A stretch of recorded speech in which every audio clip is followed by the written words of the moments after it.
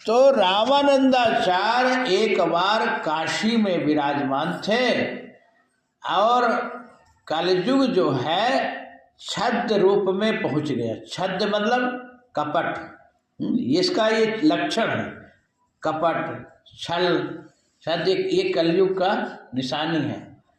तो महाराज रामानंदाचार्य राम है स्वयं प्रादुर्भूतो महितले, रामानंदाचार्य स्वयं राम जी के अवतार हैं। तो ध्यान में थे, तो जैसे पंचपात में जल रखे थे और आचमन किए जल से, तो भगवान का वो भी ध्यान कर रहे थे, लेकिन भगवान ध्यान में नहीं आए।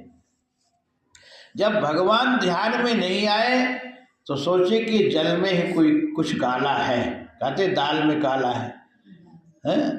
तो रामानंदाचार्य जी कहे कौन है भाई, सामने हो, प्रकट हो, जो कोई हो सामने प्रकट हो। तो वो जल से ही प्रकट हो गया, अपने रूप में आया। कहा महाराज ये हमारा युग है, कलयुग, मैं कलयुग हूँ। तो महाराज रामानंदाचार्य कहे अच्छा तो मेरे पास क्यों आया तू?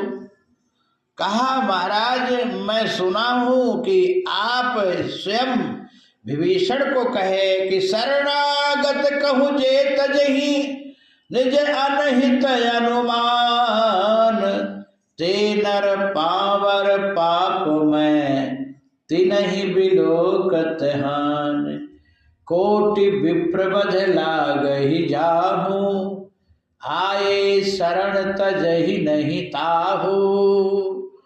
कोट विप्रबध लागे जाहू है।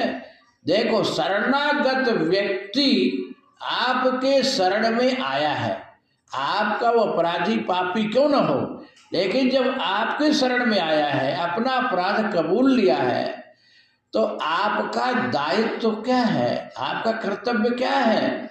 आपका दायित्व है कि उसके अपराध को आप क्षमा कर दो और उसको शरण दो, ये कर्तव्य है।